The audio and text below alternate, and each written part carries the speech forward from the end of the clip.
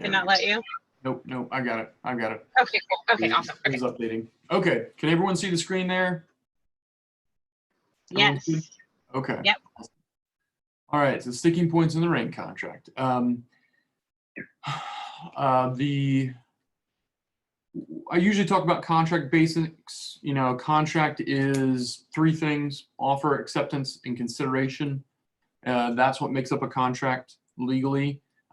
Contracts in general don't have to be in writing, but real estate contracts do.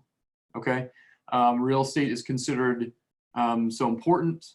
Obviously, land is important, has always been important throughout history, and so the way the laws developed, they always require a contract for property, for real property, as aka land, buildings, things of that nature. They have to be in writing. That's what the statute of frauds is that you see there. That's the fancy old school legal name for that. But offer, acceptance, consideration. So if Adam, is on the call, if he were to say, "Hey, John, I'm going to sell you my car for I want to sell my car," and I say, "Okay, Adam, I'll offer you $10,000," and he says, "Okay, I accept that." There was an offer, there's acceptance, and then the consideration was, technically the consideration was, I promise to pay you $10,000 for your car, and then the money itself can also be consideration. So mutual promises can be consideration, not just money, but oftentimes, especially in the Rein contract, the deposit itself is a consideration, as well as the promise to purchase and the promise to sell. So the deposit is obviously very important. It is consideration, like I just said. What if someone doesn't make the deposit, or if the deposit is a bad check or bad funds? The seller's recourse in that case is to basically they can terminate the contract. So if there's a pretty strict timing there as far as when to get the deposit in, and I'm not talking about the deport timing, or there's the 5-day timing later in the contract for the brokerage side of things as far as depositing into the account, but you've got the 2 business days from the ratification date. So you got to want to make sure, it's always best, honestly, in my opinion, to have the deposit check ready to go when you guys have the contract signed. But if that's not possible, you got to make sure it's in 2 business days from ratification. If it isn't, the seller can basically terminate the contract if they don't have verification that the deposit was in at that point. When can the deposit be released? You guys probably know this, but a couple different scenarios. When there's agreement in writing from both buyer and seller, and in Rein, on the Rein documents, that's the release, right? That's the release. So you know what? It looks like I'm looking to the side here. Let me see if I can switch up my screen. Okay, maybe that's a little better. Hopefully it looks like I'm looking at you guys now. If there's a release signed by all the parties, then that will direct where the deposit goes. Another excuse me, another situation is if there's court action. Sometimes the deposit can go into the court, basically like if there was a dispute in Virginia Beach, the deposit can actually get transferred over to the court until there is a resolution of a dispute over contract. Hopefully you never have to deal with that. Also, if there's an order by the court, if there's a court case and the judge makes a decision, says the deposit needs to go here, and then the last thing is the clear and explicit terms of the agreement, and that's a little more amorphous. That's a little less clear in some respects. Sorry, guys. Let me make sure that my phone is shut off. Okay. And that's essentially, there is a mechanism where if one person has clearly defaulted or the deal's definitely not moving forward and there's no true dispute over the deposit, there is a mechanism sometimes for if a brokerage is holding it, or even if we're holding it, to work through, basically give notice and say, hey, this is what we understand as a situation. These are the clear and explicit terms of the agreement. We don't know that there's any dispute over the deposit. We don't hear from you in 30 days. We're going to release a deposit to this party. That's pretty rare again as well, and we certainly don't like doing that as a law firm unless, frankly, we want there to be everyone to sign off on the deposit release. So So that's where the deposit can come into play. I know you guys sometimes have disputes over deposits. Most of the times it's a negotiation, frankly. It's a negotiation. And how the deposit goes is if the deal is gone not exactly as everyone hoped. Obviously, you also want to be very, very, very conscious of the timelines on your inspection periods.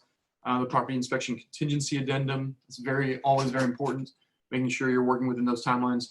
I also always recommend, and we'll get to this maybe a little later too, but when you're dealing with a contract and if you have a right to terminate the contract, let's just say you have a contract, property under contract, a buyer, and that buyer inspects and says, you know what, I'm not interested, or there are too many repairs, or you know what, I found another house that I like, and I've done the inspection and this house is okay, but I want to terminate anyway and move on.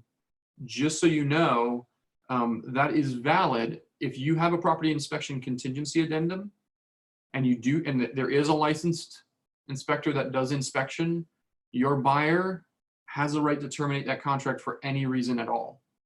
It can be no reason, but if they do the inspection and you're within the time period, they have the right to terminate the contract because they didn't like the color of a light switch. Frankly, they don't have to have a reason, frankly, to exit out. So, I mean, they could find another property inside of that time period. And again, as long as you're in the time period, as long as you actually do the inspection by a licensed inspector, in that case, you can, that buyer can terminate for any reason at that point. So let's say that's the case. Let's say they decide, hey, I actually found a house I like a little better. I want to put that one under contract, so I need to terminate this one. When you send a release, right? Because you put up the deposit at this point. Let's say you're 8 days within a 10-day inspection period. When you send that release for both parties to be signed, I always recommend you send a termination as well. Always send the termination with the release. In my opinion, it's just a smart thing to do because the buyer in that circumstance has a unilateral right, doesn't need permission from any other party. They have a unilateral right to terminate the contract. And there are some times, whether on purpose or maybe inadvertently, that the seller's agent, the seller themselves could drag their feet on signing the release, right? And if you just send a release and you're 8-day, and then on the 11th day, they say, hey, we're outside the time period, we haven't signed this, you're not released from the contract.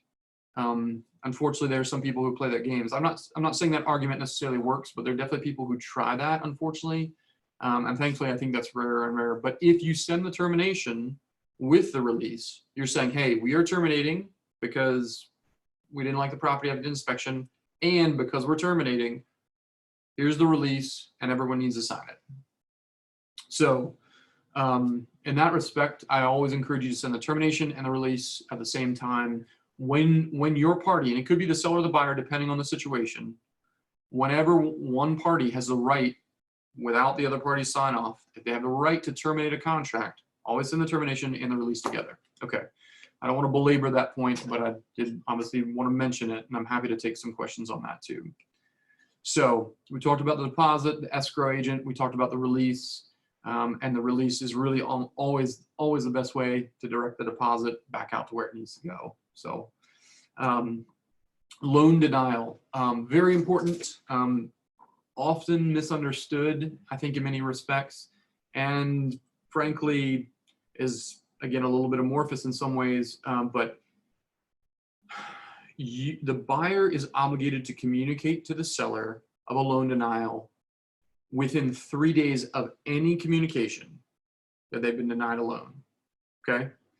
So if a loan officer says, hey, loan's not looking good, I don't think we're going to be able to get you there, I'm gonna come down and say, honestly, I don't think that's a loan denial. They're saying, hey, I'm not really sure, doesn't look good, until you say, hey, buyer, you've been denied the loan.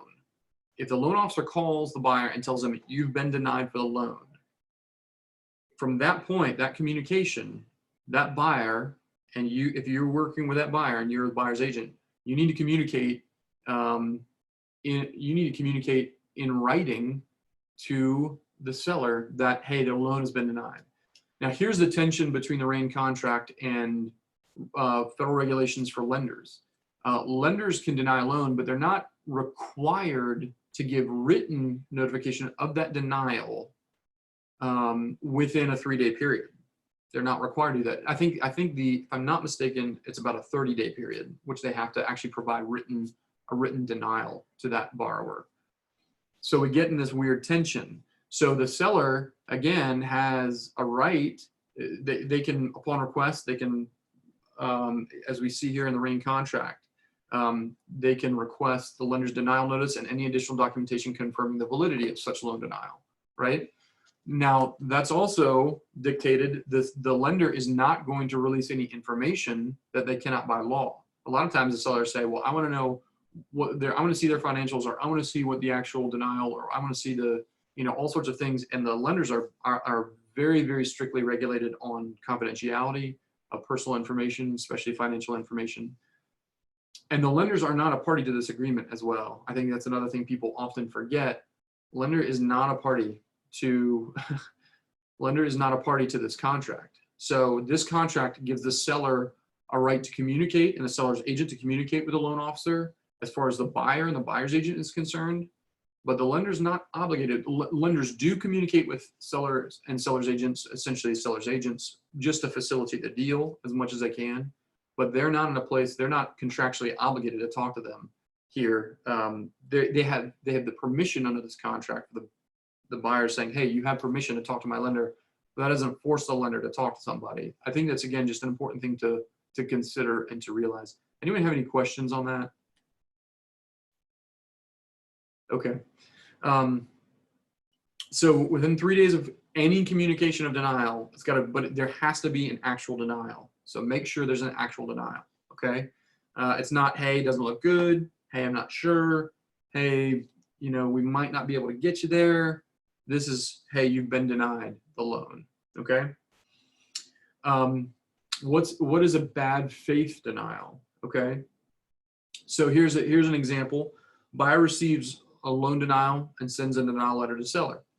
Not denial because of failure to obtain lease on a different property. So let's say someone owns a property, and to get the loan, to get their income to debt ratio down, they need to get a lease on their existing property. So that debt, maybe they have a mortgage on this first home, they need to get someone to lease that home to cover the mortgage at least, so that their debt goes down, right? Their income debt ratio recalculates, so that they can then get the loan to buy this new house.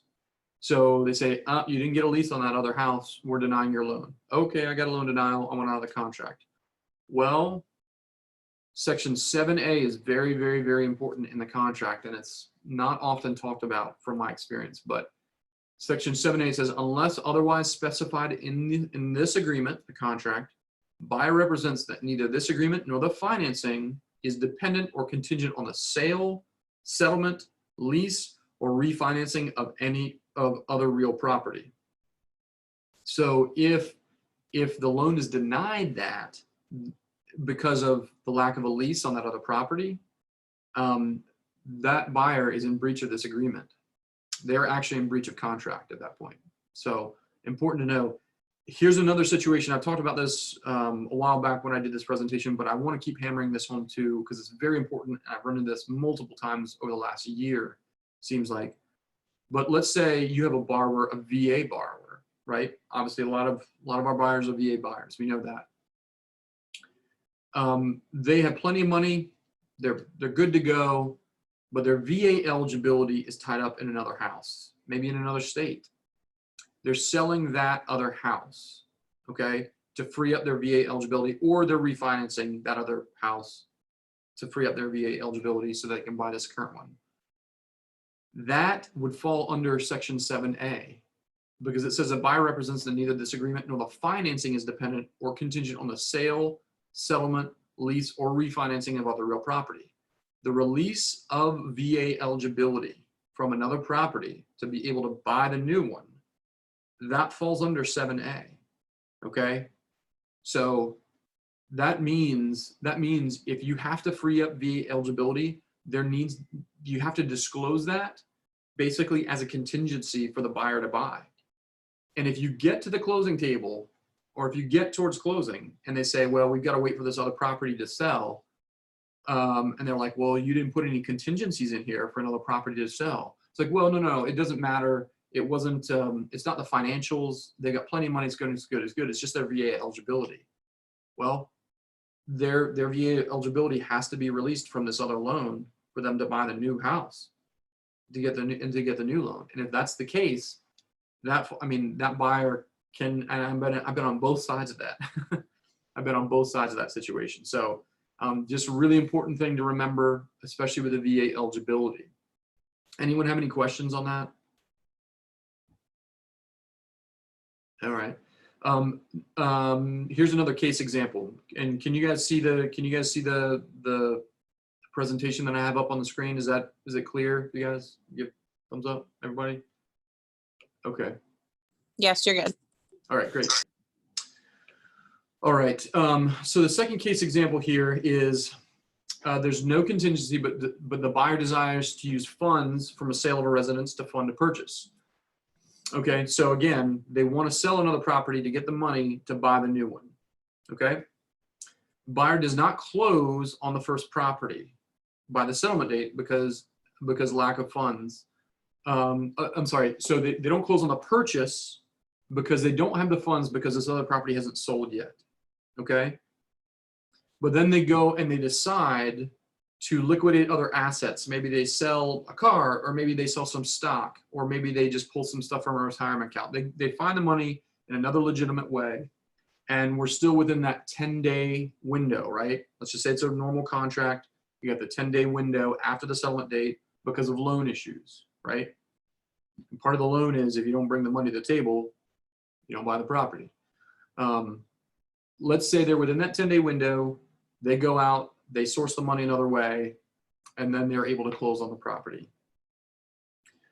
My question is, do you guys think that constitutes a bad faith denial? It's not a denial of loan necessarily, but is that a breach of the contract? Does anyone have any thoughts on that?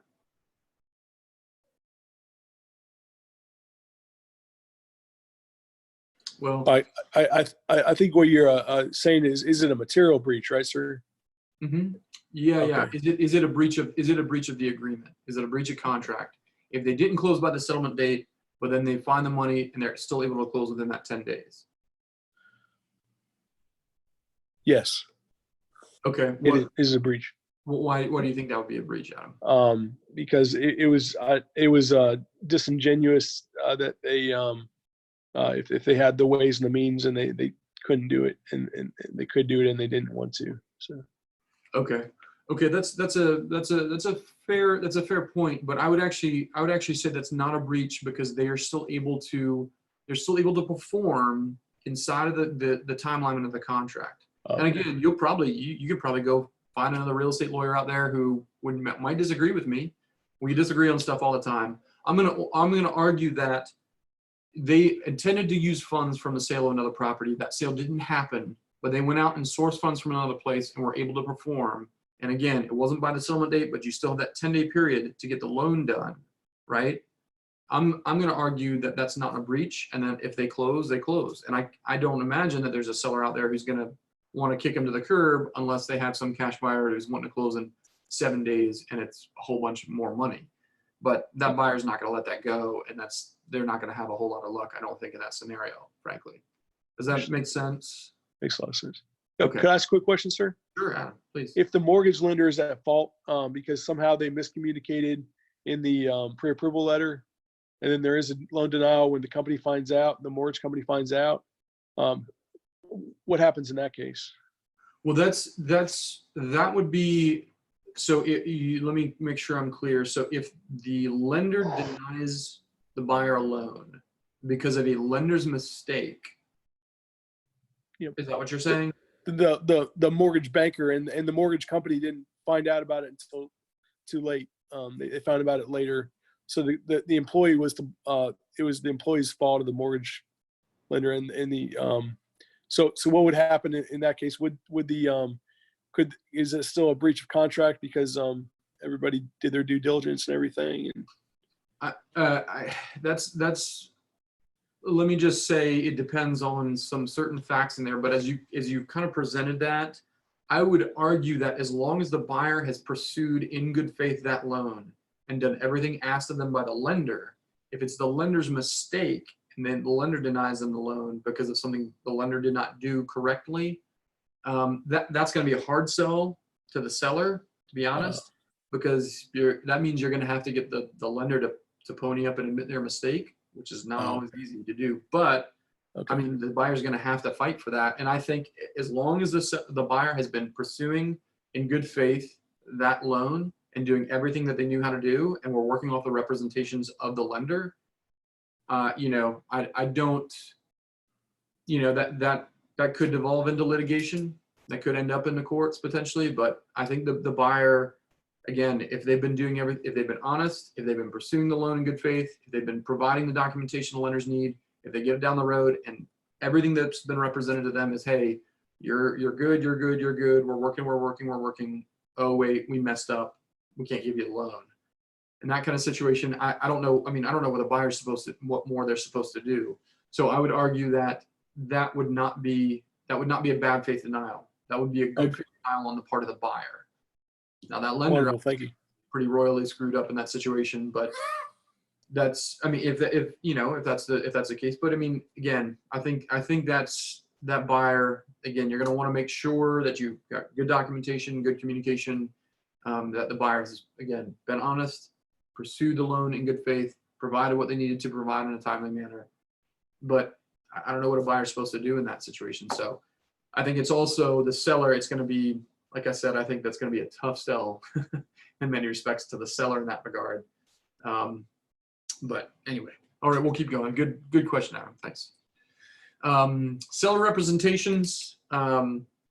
What is a seller obligated? So this is very important for your listings, especially if you're listing an estate, you know, an inherited property, or if you're representing someone who's selling through a company, a corporation, an LLC, anything else. What does the seller represent by signing the purchase agreement? That they own good and marketable fee simple title.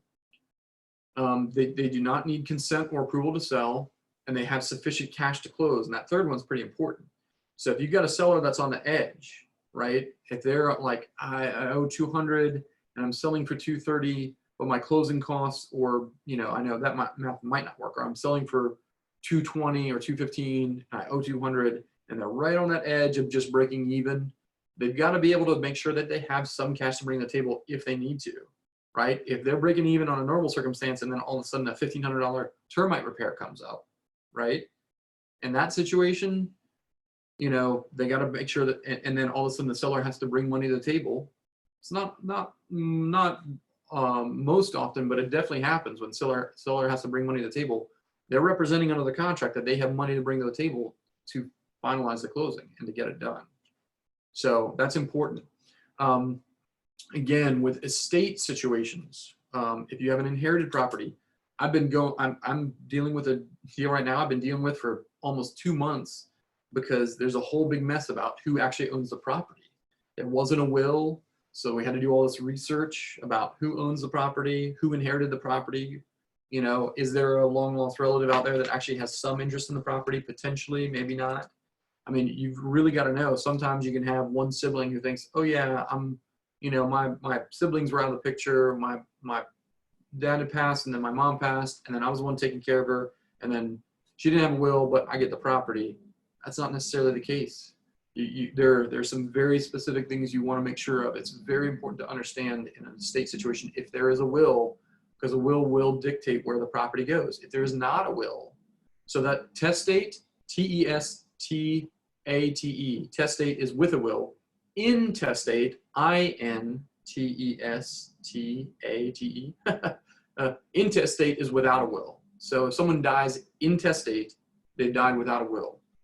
So it's very important with estate situations to really make sure, especially as you guys as listing agents, to really make sure you understand, you know, where if it's an inherited property, just ask good questions, you know, see, hey, was there a will? Did it get probated? As in, did the will go down to the probate clerk? in the municipality that the property sits. Again, another example, I was helping an agent. They were helping a client sell a property. Client was out of state, and they inherited a property that was in state, but the father had passed away, and he had a will, but it was registered, it was probated in the other state. So they still showed in this area, in the city that the property was in, they still showed the deceased father as the owner. Okay. So I had to work with, now thankfully they had an estate attorney in the other state. So I worked with that attorney, got what's called just a certified copy of the will that was registered in the other state, had to bring it to Virginia, had to get it registered, and then we were able to sell, because that will directed who owned the property and then who had the ability to sell it. Okay. Also, sometimes in a will, you have an executor, right? The executor for a will is a person who helps direct and guide and is responsible for carrying out the wishes of the person who passed away. If it says, I bequeath, I will to my daughter, 123 Main Street, and my son is the executor, and they can sell the property if they want to pay off debts, or they don't have to sell the property. In that situation, or I'm sorry, let's say they willed it to the son and the daughter, but then the son is the executor. Okay. In that situation, the son and the daughter have to sign all the documents, right? Unless the executor is specifically directed to sell the property in the will, all of the people who inherit the property have to sign the deed and all the sales documents. If the executor in the will is specific, it says, my executor, in this case my son, must sell this property and then distribute the money and pay off debts. If it directs the executor to sell the property in the will, then that executor is the only one that needs to sign the documents. But it's incredibly important to know that if you're dealing with listings with inherited properties, because you'll need to know whether the executor can sign the listing agreement or whether you need all the heirs to sign it, right? So all those are important considerations.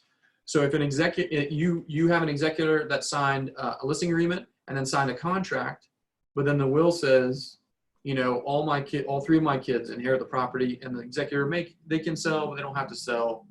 You're going to need to get all three kids on board and then really all three kids should sign a listing agreement, frankly, unless there's some other powers given to the executor in the will. All three kids are going to have to sign the contract. All three kids are going to have to sign the deed and the settlement statement, the ALTA, the CD, everything else. So very important to understand when you're dealing with estates. And if you're on a buyer side, it's a good thing to remember that too, and just to make sure, say, hey, are you sure that this person, even if they're executor, do they have the power to sell this property? Are there any other heirs out there? Those are some good questions to ask.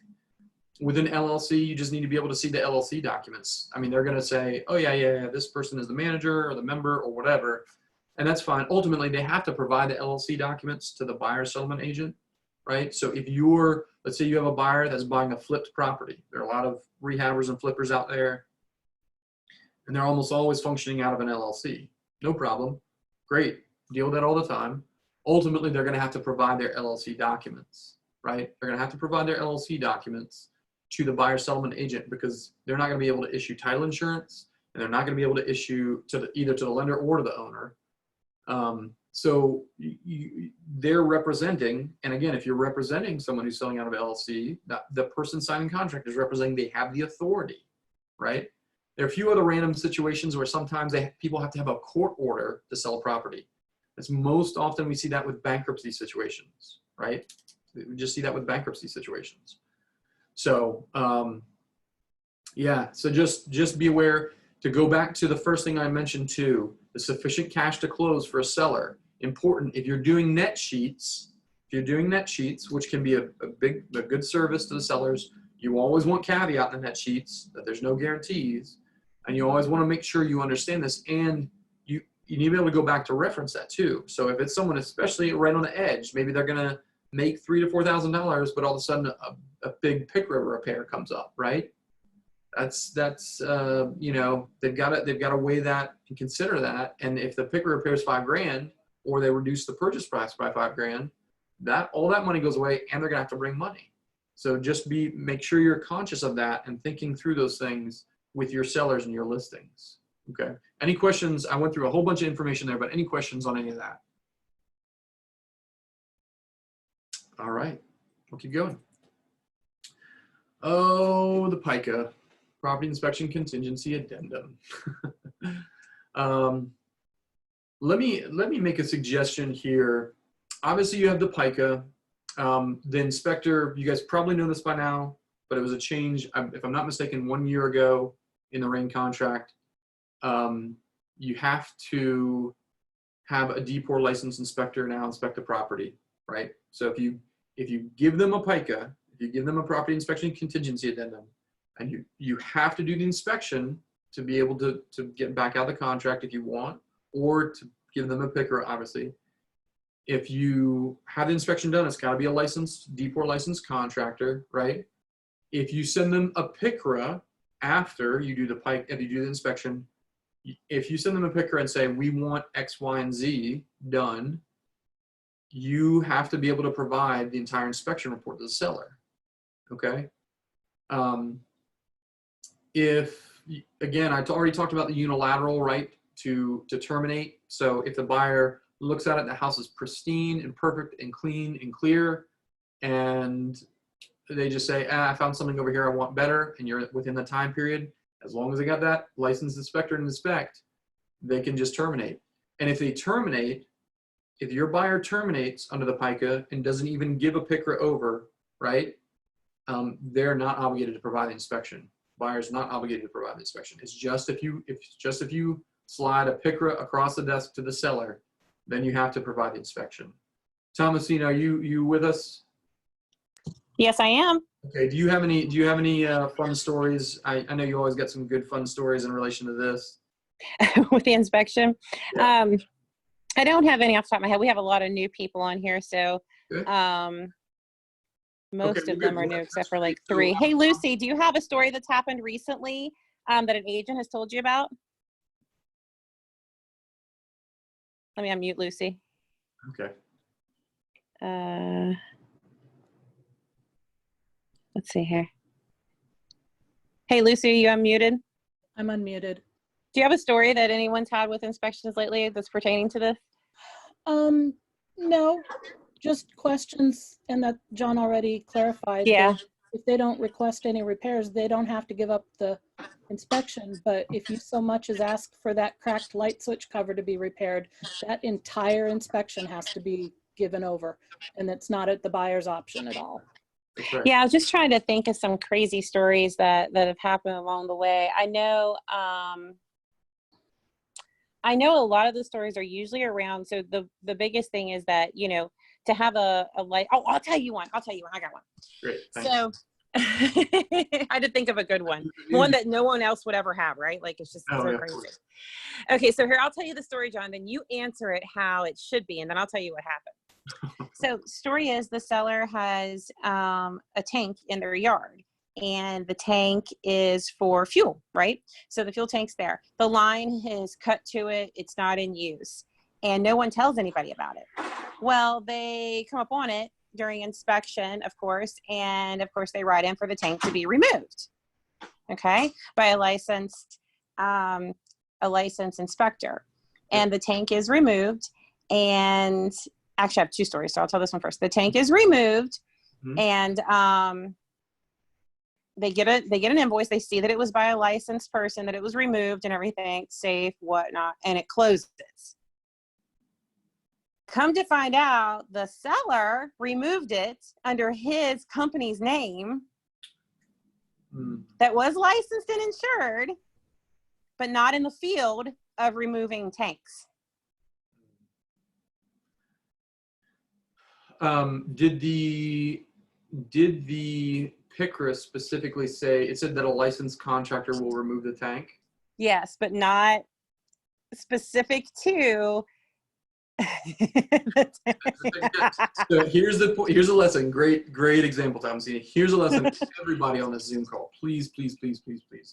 You have to know my entire profession and job, the entire law throughout the United States, throughout the Commonwealth of Virginia, throughout Virginia Beach and Chesapeake and Norfolk and Portsmouth and everywhere else. The law turns on language. It's all about words. That's everything. So how you draft things that you draft matters. It matters greatly. There's a lot of responsibility on your shoulders. I want to press upon you upon that. It very, very, very much matters how you draft things. So what Thomasina is getting to is a licensed contractor remove that tank. That met I'm going to say from the way I'm hearing it, that met the obligations of the contract, right? Now, buyers are going to want to say, no. We all assume that a licensed contractor means someone licensed to remove the tank that has a license specifically for removing the tank. That's not what the contract said. So again, how a court might interpret that, you won't really know until you get into court, if you go to court over it. But that's why you want to say tank to be removed by a contractor licensed to remove underground tanks, right? That's where I would say specific. Yep. Now, again, you can make the argument, it was implied, that's what we meant. And again, some of that consideration can come into play, but ultimately, in Virginia especially, the judge is going to look at the four corners of the document, and it's going to look at, the judge is going to look at the language that's in there. It says, hey, was the tank removed? Yeah. Did a licensed contractor move it? Yeah. What's the problem? Thomasina, did you want to chime in on that? Yeah, so that's exactly what happened. And so they only found out that the seller had done it later on by the neighbor saying that, vehicles were in the back of a trailer. They're like, that's strange. Well, then as they're living in the house, a bill comes to the house in that company's name, care of the previous seller, and that's how they put it all together. Oh, wow. Yeah. So they wouldn't have even known, right? But all this stuff had happened over the time. Yep. And so what had happened, fast forward a few months, that hole becomes a sinkhole. Ah. Because it wasn't done correctly. Right. So now So now what happens, John? Now for the rest of the story. There is where the buyer then could potentially have recourse against the company who removed it.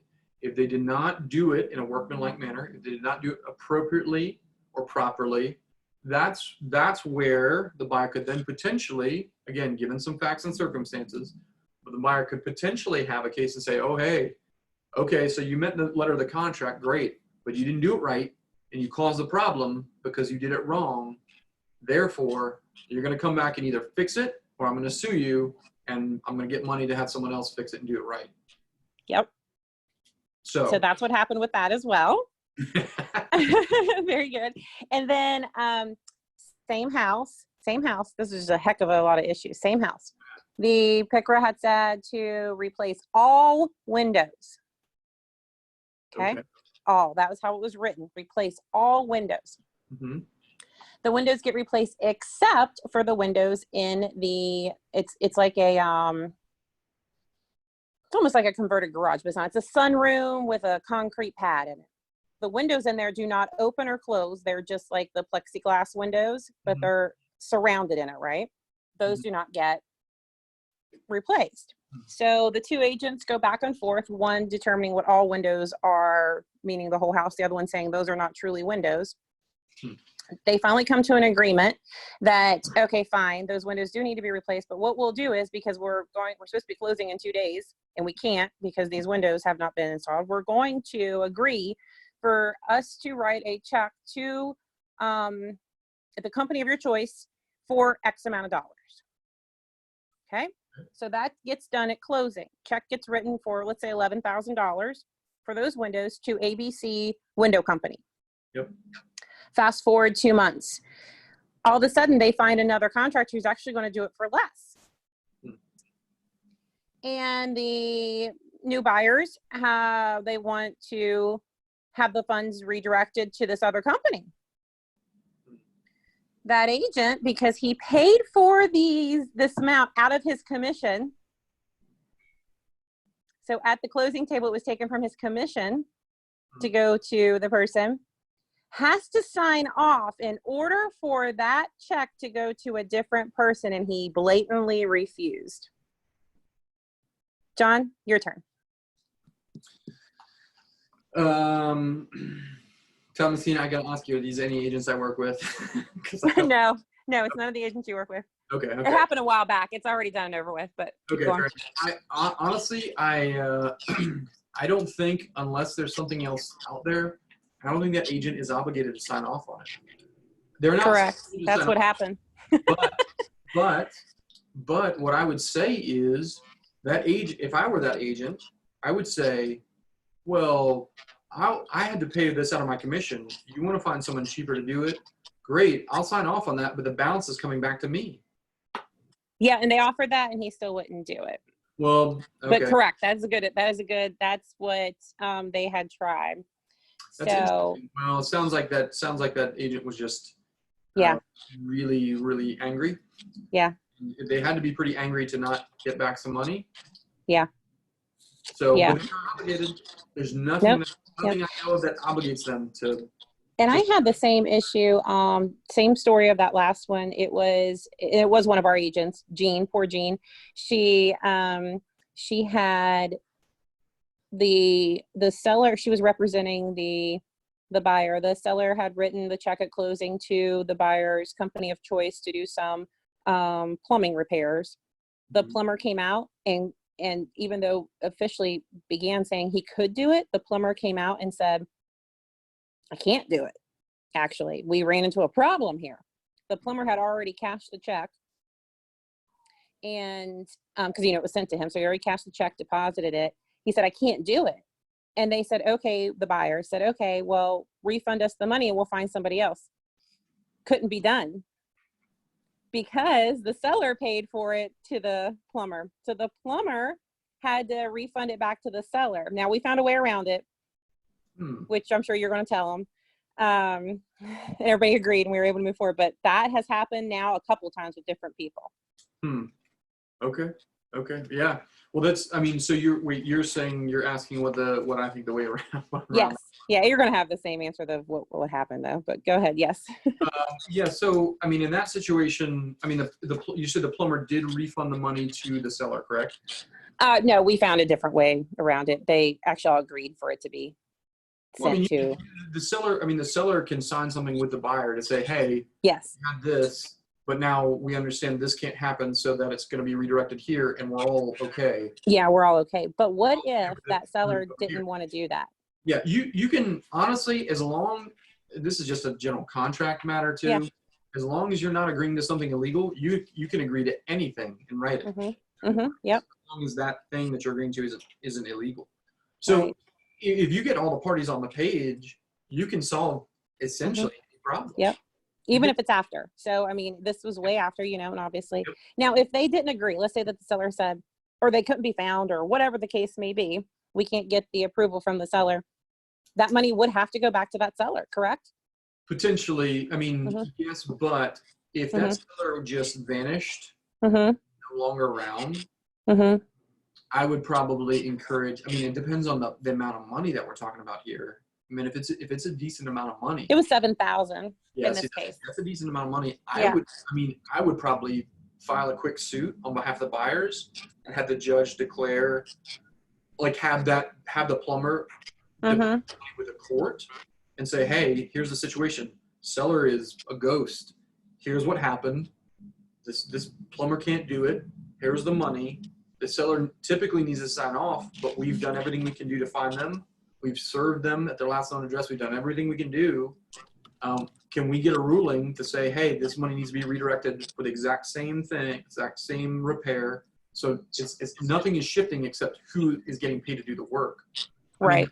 You might have to get, that's really not fun, but you don't have, if you can't find the seller, then usually a judge can step in and direct something to happen. in that situation. So that's, to me, that's a solution. I mean, I could probably try to brainstorm a few other things. It depends on if the seller had an attorney on their end, you know, if we, you know, I would work all sorts of options there. But if you don't have a seller, or if someone's unwilling to come to the table, I mean, fortunately and unfortunately, I mean, it's a good backstop, but it's not a fun process. It's not a quick process. It's not a cheap process, but you can force someone to the table through court action. You know, you need to.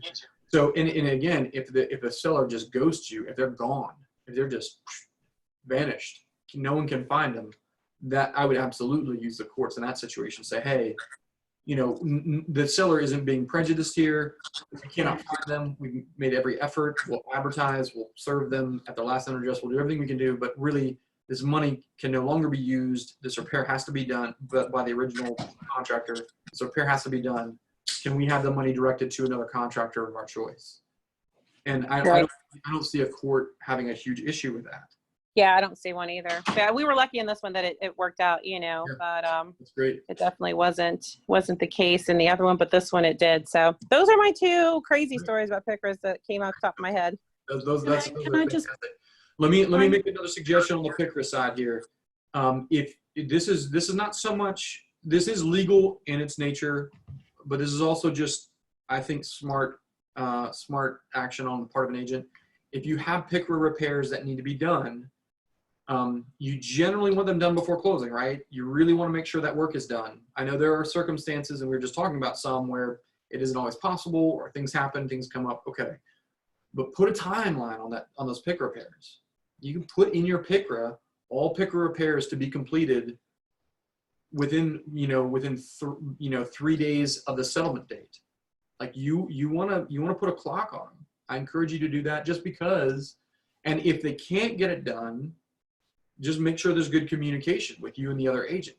But I mean, I've seen people drag their feet and not do PICRA repairs till an hour before closing. And that's, unfortunately, they're not obligated to do it any quicker than before the closing happens, but they're supposed to do it before closing happens. Let's say there's another legitimate situation where a PICRA repair has not happened before the closing, but you still need to close. On the walkthrough report, you can note, hey, this PICRA item was not completed. Seller is still obligated to complete the PICRA item, again, within 7 days of the closing date. And then here's some magic words here that's important. And this is debated amongst us lawyers, but I think it's unequivocal and clear. This provision shall survive closing. Very important. There is some debate amongst the attorneys in this area and myself right now about, there's something in the law called the doctrine of merger. And I'm not going to get too far in the weeds, but basically says all the promises in the contract merge into the deed, and basically the deed is what you have once you buy the property. We know Virginia is a buyer beware state, right? Once you buy it, it's yours. But if you have contract provisions that explicitly say they survive closing, then those are obligations even after closing has happened. So if you have a PICRA item that hasn't been completed, that's still going to be the obligation of the seller. You can put it on the walkthrough report, say PICRA item 1, 3, and 4, and detail them out very specifically. Again, what Thomasine was saying, language is, she brought up just a phenomenal point. Language is key. It is key. So you don't say, hey, the living room window needs to be replaced when there are 4 living room windows. You got to designate which one needs to be replaced, because they could replace a good one and say, oh, we met the obligations of the contract. They could fight you on that. You want to be specific. But if you say on a walkthrough report, let's just say there was a window that didn't get replaced because that window was on back order, and no one can control, maybe no one can control that. Okay, fair, but we want to close, but the seller's still obligated to repair it. You know, that repair is still obligated to be done. So, okay. The money is allocated at closing with a check to the contractor, and you know, you say, hey, the window's going to come in. We know the window's going to come in 3 days after closing. Great. On the walkthrough report, say PICRA item 8, window, like, you know, far left window in living room, or however you designate it, the largest window in the living room to be replaced, has not been completed. The seller is still obligated to complete this repair within 7 days of the closing date. and this provision shall survive closing. Those are some important words. This provision shall survive closing. If you want something to happen after closing, and you want to be sure that there's no question about who's still obligated to do it, and it's really only the sellers typically obligate, almost always. I mean, I'm sure I could come up with a scenario where a buyer would be obligated to do something after closing, but sellers are the ones who are going to be obligated after closing typically. In that scenario, you want to add in that language, this provision shall survive closing. Thomasina? Lucy has something to say when you're done. Sure. Yeah, I'll take a question. I've got a couple more minutes. I know I've rambled a little bit. I've talked about some situations. No, it's okay. I think it was good for them to, go ahead, Lucy. Well, John kind of covered it after I told you I needed to pipe in. But when I teach this PICRA, I'm really clear, and while I have a captive audience, I'm going to do it again. Don't state a fact. Don't put on your PICRA, toilet and hall bath is loose. Roger that. That does not call for action in any way, period. You need to say, toilet and hall bathroom is loose and shall be repaired by a licensed plumber so that it operates in its intended manner. All of that. Great. That's good language. Perfect. So, Love yeah. it. I love this class today. Love it. The report is what says what's wrong. Your PICRA needs to obligate the seller to fix what's wrong. Yes. So just listing what's wrong, that's in the report. Don't do that again. Say, hey, seller, you're obligated. Fix that toilet, the licensed plumber, so that it's working. It's an intended use. That's great language. That's good. And then I want to also piggyback on when this should all be done. Your final line on that PICRA needs to say, all repairs to be completed and receipts to be transferred to buyer 3 days prior to closing. So that you've got time to take those receipts, those pictures, your walkthrough or your home inspection report, and do your walkthrough the morning before or the day before closing.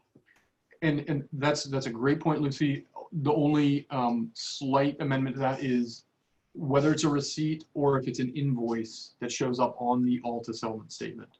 Right. Sometimes that work will be done and get paid out of the closing. So and again, if they're paying for it before, great. But as long as you have the invoice for the work completed, you do want a completed work invoice, not just an estimate on the front end. But what Lucy's saying is important. It's good. But just so you have those, you have the verification the work has been done, you have the cost, and then the seller's really obligated to make sure. And you, again, if you're working with a buyer, you want to make sure that the seller gets that on the ALTA and gets that paid. If they haven't paid for it out of their pocket beforehand, if it gets paid at closing, all that work needs to be paid at closing. Otherwise, you're looking at a mechanics lien issue. And that's a whole nother talk. But any unpaid work on a house can be a mechanics lien issue. And you don't want that because that's a cloud on title. But Lucy, that's great language. That's a good suggestion. I'm gonna have to wrap up here in about 2 minutes. Let me make one other point. Really important thing on the PICA, the Property Inspection Contingency Addendum. I still have this slide up right now. The timing of the negotiation. So let's say you do the inspection, okay, and then you send the PICRA and you send the report to the seller. And you have 10 things on there. And the seller says, nope, nope, nope, nope, nope, nope. I'm not doing 8 of those things. I'll do 2 of them. And they're saying, no, okay, I can live without 2 of them, but I want 8 of them done. And they say, oh, well, maybe. And you go back and forth and you go back and forth and you go back and forth. So you got 5 days to negotiate that, right? On the 6th day of negotiation, if there is no agreement, the buyer has the ability to terminate, but not the seller, okay? So if you get, after that 5th day of negotiation, you get to the 6th day, if you haven't figured it out, the buyer can say, you know what, I'm terminating, I'm out, okay? Or the buyer could say, you know what, I'm removing my contingency, I'm just moving forward as is. When you get to the 7th day, really important, either party can terminate, okay? Either party can terminate. Seller could say, you know what, I don't like these negotiations, I'm not good with this, I'm terminating, okay? And what would happen in the situation if the seller tries to get to the, if you get to the 6th day and you haven't figured out negotiations, and then the buyer says, you know what, I'm removing my contingency, I'm moving forward as is. And then you get to the 7th day and the seller says, no, I want to terminate. Doesn't work. I'm going to say, I mean, I think there might be 1 or 2 lawyers out there who might disagree with me, but I don't believe if the buyer removes their contingency before a seller terminates. So let's say we get to the 7th day. Say we get to the 7th day, right? And you still haven't worked out the PICRA, and you get the sense that the seller's like, you know what, I think I might back out of this deal. If the buyer delivers a clean addendum saying, you know what, I'm removing my contingency, and that gets delivered to the seller first, and then the seller says, no, I want to terminate.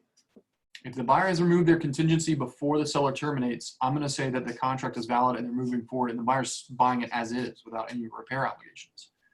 But if the seller says, we get to the 7th day and the seller delivers a termination, says, you know what, nope, I don't like these negotiations, I'm out. And the buyer says, no, I'll remove my contingency, I'll just buy it as is. If the seller's delivered that termination first, it's terminated. Unless the seller wants to revive that contract, they're in the controlling position there, I would say. So, yeah, oh man, I had a situation very recently where timing was everything about when contracts were delivered, you know, ratified contracts, terminations, offers, and everything. You gotta be really, it's really important to understand that when you get into that 7th day, anybody can cut loose at that point. And here's the other thing. I've had people just move forward with contracts and not figure the PICRA out. And that's again, I would say that's a bad place to be. I think you're leaving yourself open to a lot of ambiguity, and ambiguity is very bad for contracts. You want things to be very clear and set and determined as much as possible, because you know, if you move forward and no one said anything, well, you might still move forward with a deal, but no one's going to be obligated to repairs.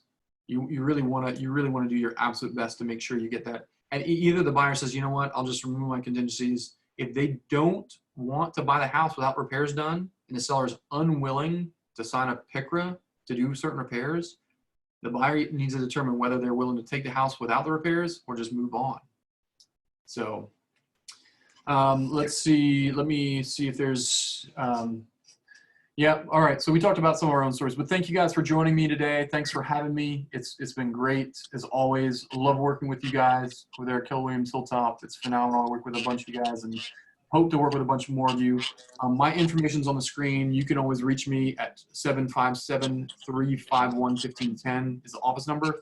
My email is John, JOHN @hangerlaw.com, HANGERLAW.com. We do tons of closings, and we do a lot of other legal matters too. We got a whole estates department. We got a growing litigation department. If you guys end up needing to go to court, I got the people for that.